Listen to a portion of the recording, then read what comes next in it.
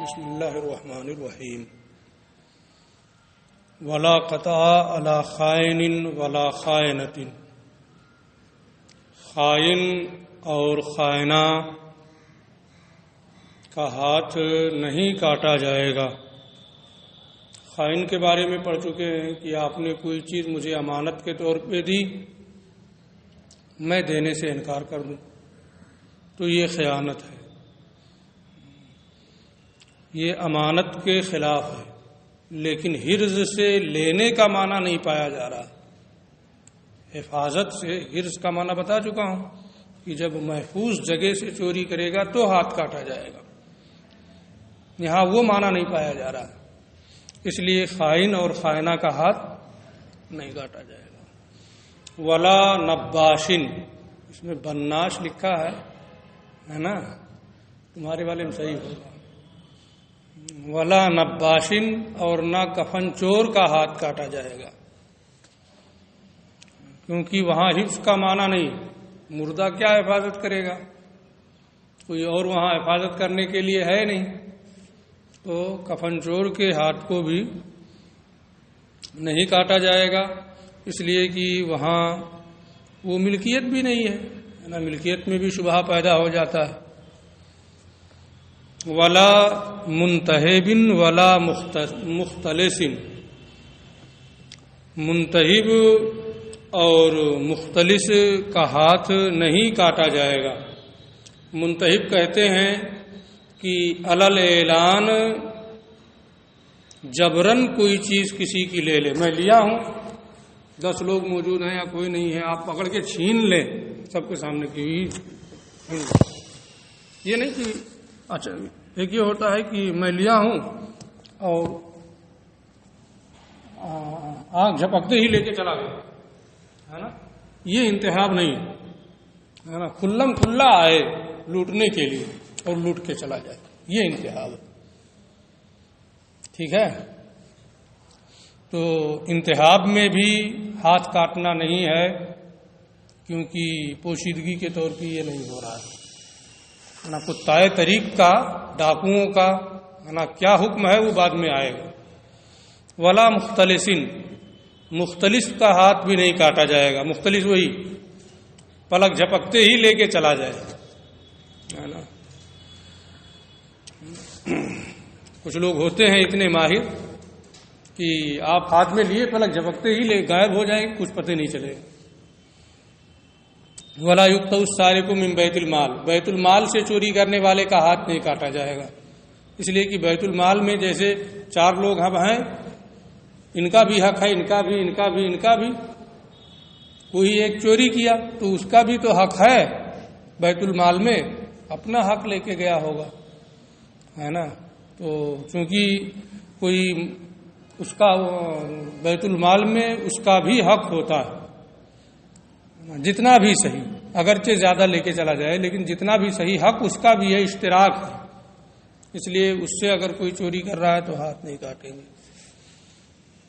ولا من مال للسارق فیہ شرکہ، وہی والی صورت پھر ہے، بیت المال میں بھی شرکت ہے، اس لیے ہاتھ نہیں کاٹا جائے گا اس سے چوری کرنے والے۔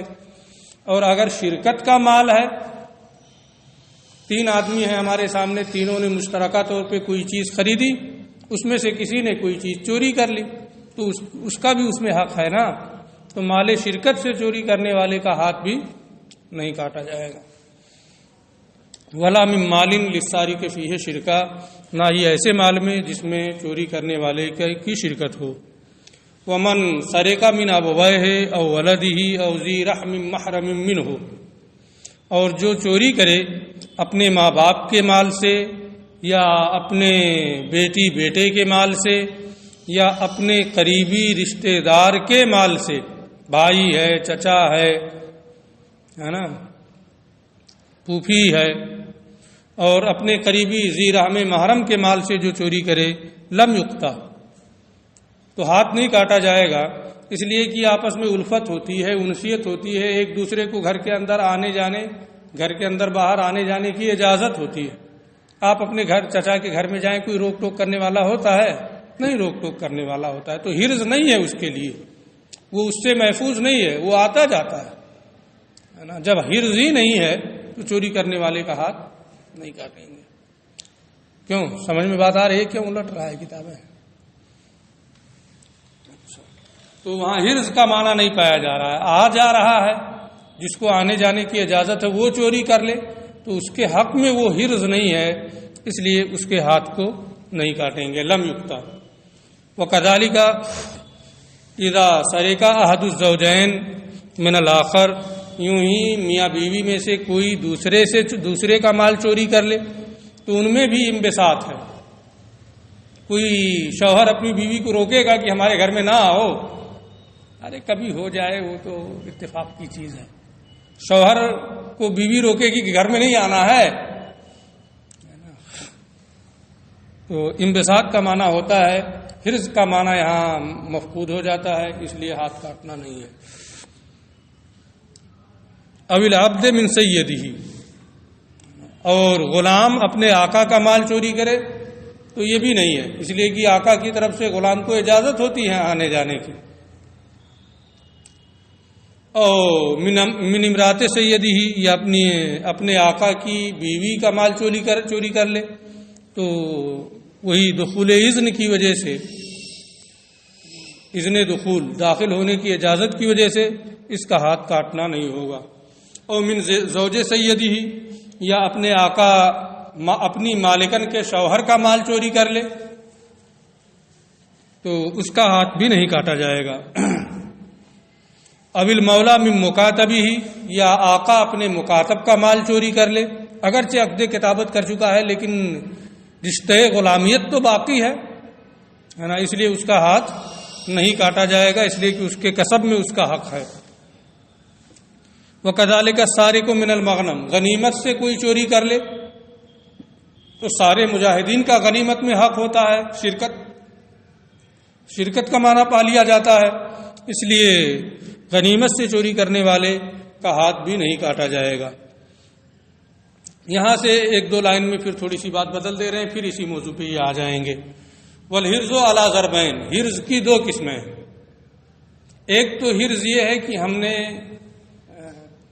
کیا نام ہے تالا والا لگا کر کے کسی محفوظ مکان میں رکھ دیا حفاظت سے، ایک مکان کی حفاظت، حرز فی المکان ہے نا. اور ایک حرز یہ ہے کہ ہم کوئی سامان ہے اس کو رکھ کے وہیں بیٹھے ہوئے ہیں. حرز بالحفظ، حرز بالحافظ ہے نا.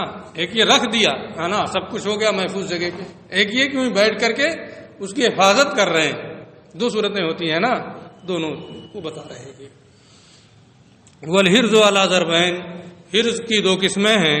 حرز لمانن فی، ایک حرز وہ ہے جو اس مکان کی وجہ سے ہو، اس جگہ کی ہی وجہ سے ہو نا. یہاں معنی کا معنی نہیں ہے، سبب ہے نا.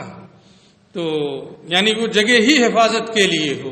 قدور جیسے کہ کمرے، والبیوت جیسے کہ گھر، والبیوت اور کمرے ہے نا. تھوڑا سا دار اور بیت میں فرق ہوتا ہے. بیت بیتوتا سے بنا ہے، یعنی جس میں رات گزاری جائے، اور کچھ ایسا بھی گھر ہوتا ہے کہ بنا تو دیا ہے نا لیکن رہائش نہیں ہوتی ہے.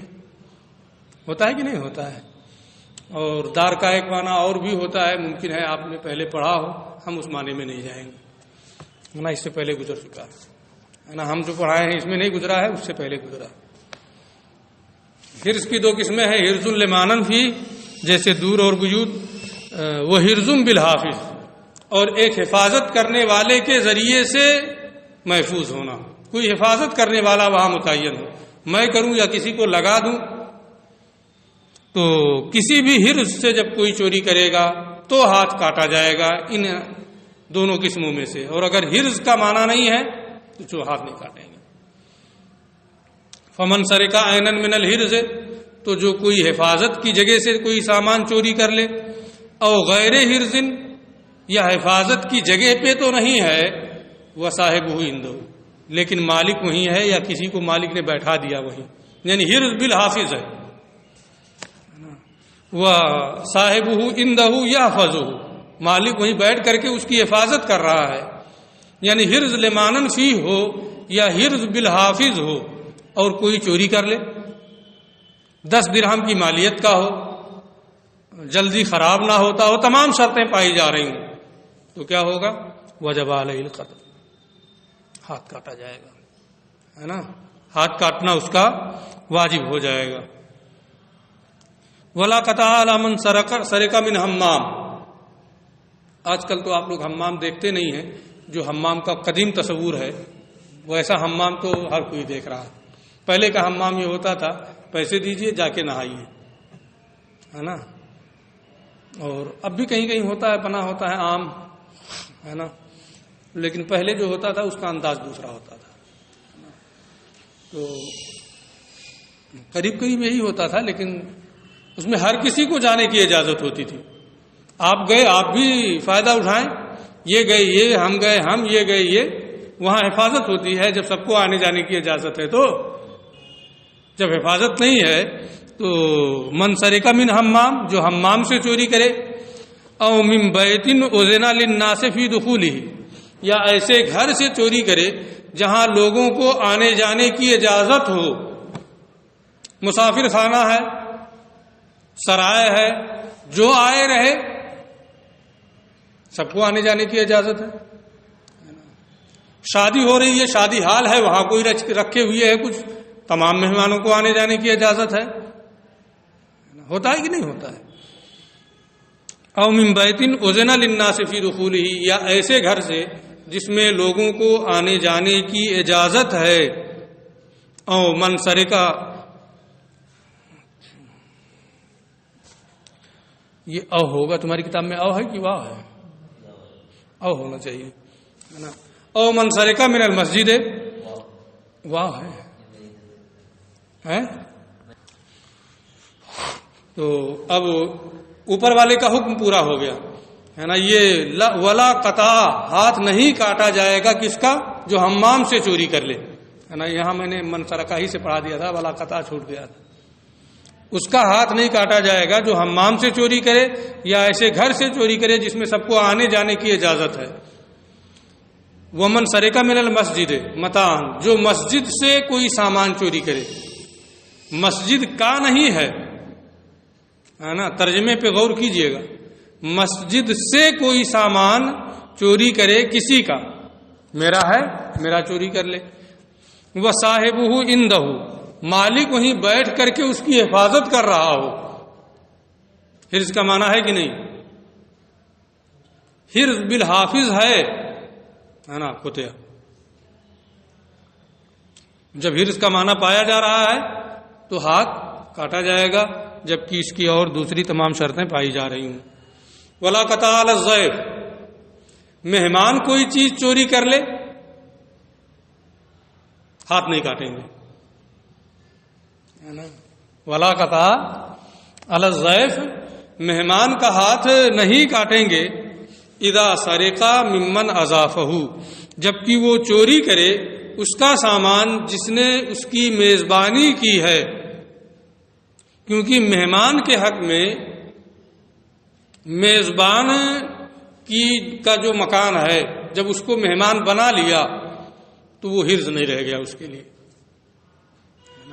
جتنے میں اس کو آنے جانے کی اجازت ہے نا۔ ہوتا ہے نا، اب تو مہمان خانہ الگ سے بنا ہوتا ہے، وہاں باقی اندر جانے کی اجازت نہیں ہوتی ہے، تو جو حرز اس کے حق میں نہیں رہا، وہاں سے کوئی سامان اس نے چوری کر لیا تو اس کا ہاتھ نہیں کاٹیں گے۔ ولا قطع علی الضیف، اور مہمان کا ہاتھ نہیں کاٹیں گے جبکہ وہ چوری کرے اس کا سامان جس نے اس کی ضیافت کی ہے۔ یہ مسئلہ ایک اور بتا رہے ہیں، اس کو آپ اس میں تھوڑا سا آپ کو لگے گا کہ نہیں الٹا ہے نا، لیکن ہے مسئلہ یہی جو یہ بتا رہے ہیں۔ مسئلہ یہ ہے کہ نقب لگایا، نقب جانتے ہیں نا، نقب لگا کے اندر آ گیا، دیوار پھاند کے اندر آ گیا، چوری کیا، حد کے حرز ہے کہ نہیں؟ حرز کی عزت پامال کرنا ہے کہ نہیں؟ یعنی حفاظت کو توڑنا ہے کہ نہیں؟ ہے نا۔ اندر آ گیا کود کر کے، بہت سارا سامان چوری کیا، لیکن لے کے گیا نہیں، تو کہیں گے تب چور کیسا جب لے کے نہ جائے، ہے کہ نہیں ہے؟ بلکہ وہاں سے اٹھایا اور پھینک دیا، باہر دوسرا تھا وہ لے کے چلا گیا، تو نہ اس کا ہاتھ کاٹا جائے گا نہ اس کا ہاتھ کاٹا جائے گا، ہے نا؟ اس لیے کہ جس سے ہتھ کے حرز ہے اس کا لے جانا نہیں پایا گیا، اور جس کا لے جانا پایا گیا اس سے ہتھ کے حرز نہیں، ہے کہ نہیں؟ اول نظر میں لگتا ہے کہ بڑا گڑبڑ ہو رہا ہے نا، لیکن علت جب سمجھ میں آ جائے گی تو ہوگا نہیں صحیح ہے، سمجھ میں بات آ گئی ہے۔ وَإِذَا نَقَبَ اللِّصُّ الْبَيْتَ، اور جب چور گھر میں نقب لگائے، وَدَخَلَ، اور گھر میں داخل ہو جائے، ہتھ کے حرز ہو جائے، وَنَاوَلَهُ آخر، اچھا فَأَخَذَ الْمَالَ، مال چوری کرے، سارے زیورات گہنے سب اٹھا لے، وَنَاوَلَهُ آخر، دوسرے کو باہر پکڑا دے یا پھینک دے، وہ اٹھا لے جائے، وَنَاوَلَهُ آخر خارج البیت، اور گھر کے باہر دوسرے کو دے دے، فَلَا قَطْعَ عَلَيْهِمَا، تو ہمارے یہاں راجح مذہب یہی ہے کہ کسی کا ہاتھ نہیں کاٹا جائے گا، جو سرقہ کی حد ہے وہ قائم نہیں کی جائے گی، ٹھیک ہے؟ لیکن اگر چوری کیا، چوری کرنے کے بعد باہر پھینک دیا، پھر نکلا اور اٹھا کے لے کے چلا گیا خود ہی، تب تو کاٹیں گے، سارا کام وہی کر رہا ہے، ایک ہیلا اختیار کر رہا ہے تھوڑا سا کہ پھینک دیں گے، باہر سے اٹھا لیں گے، لے کے چلے جائیں گے، یہ تو چوروں کی عادت ہوتی ہے نا، یہی ان کے درمیان معہود ہے نا، پورا سامان اٹھا کے تو لے کے باہر نکلتے نہیں، کچھ پھینک دیا، کچھ یہ کر دیا، کچھ وہ کر دیا، ہے نا، کچھ لوگ سب اٹھا کے بھی لے کے چلے جاتے ہیں، کوئی گاڑی لے کے آیا لاد کے لے کے چلے جاتے ہیں، پہلے زمانے میں تھا گدھا لے کے آیا، اونٹ لے کے آیا، لاد کے لے کے چلے گئے، تو اس کا حکم بھی آ رہا ہے۔ وَإِنْ أَلْقَاهُ فِي الطَّرِيقِ، اور اگر راستے میں پھینک دیا، ثُمَّ خَرَجَ، پھر باہر نکلا، فَأَخَذَهُ، اور اسے لے لیا اور چلا گیا، قُطِعَ، گرفتار ہوا، ہاتھ کاٹا جائے گا، اس لیے کہ حد کے حرز بھی ہے، مال لے جانا بھی ہے۔ وَكَذَلِكَ إِذَا حَمَلَهُ عَلَى حِمَارٍ، اسی طریقے سے گدھا لے کے گیا گھر میں، اونٹ لے کے گیا گھر میں، گھوڑا لے کے گیا گھر میں، کوئی گاڑی لے کے گیا گھر میں، چوری کیا، لادا لے کے گئے، ہانک دیا گدھے کو لاد کر کے، تو کہے گا ہم تھوڑو لے کے نکلے ہیں، کہے گا کہ نہیں کہے گا؟ لیکن شوق اسی کا ہے، ہانکنا اسی کا ہے نا، اس لیے ہاتھ کاٹا جائے گا۔ وہ کذالک اذا حملہ علی حمار، گھر کے اندر گدھا لے کے گیا، سامان چوری کیا، ہاتھ کے حرز ہے، چوری کرنے کے بعد لاد دیا گدھے پہ، وساقہ، اور ہانک دیا گدھے کو لے کے جاؤ، ہے نا، فاخرجہ، اور اسے باہر لے کے چلا گیا، تو اس کے ہاتھ کو کاٹیں گے۔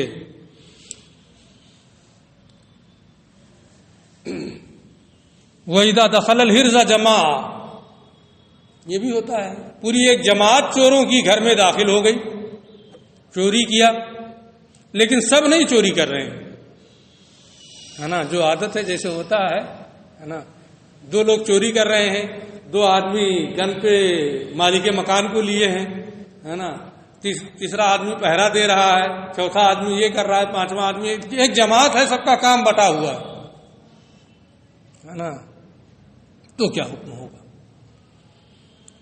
وَإِذَا دَخَلَ الْحِرْزَ جَمَاعَ، اور جب گھر میں پوری ایک جماعت داخل ہو جائے، فَتَوَلَّ بَعْضُهُمُ الْأَخْذَ، بعض لوگ چوری کریں، سامان لے رہے ہوں، بعض لوگ دوسرے کام میں مصروف ہوں، تو یہ بھی پڑھ چکے ہیں، سب کے حصے میں 10 درہم آنا چاہیے، اتنا چوری کر لیا کہ سب کے حصے میں 10 درہم کے قریب آ جائے گا، قُطِعُوا جَمِيعًا، سب کا ہاتھ کاٹا جائے گا، اس لیے کہ سب شریک ہیں باضابطہ۔ کیا دیکھ رہا ہے؟ کچھ عبارت گڑبڑ ہے کیا؟ قُطِعُوا جَمِيعًا، سب کا ہاتھ کاٹا جائے گا، اس لیے کہ حد کے حرمت میں اور حد کے حرز میں اور چوری کرنے میں سب برابر کے شریک ہیں۔ اگر وہ مالک کو گن پہ نہ لیے ہوتا تو وہ چوری کر پاتا اور شور مچا دیتا۔ یہ یہاں بات تھوڑی سی پوری بھی ہو رہی ہے، آگے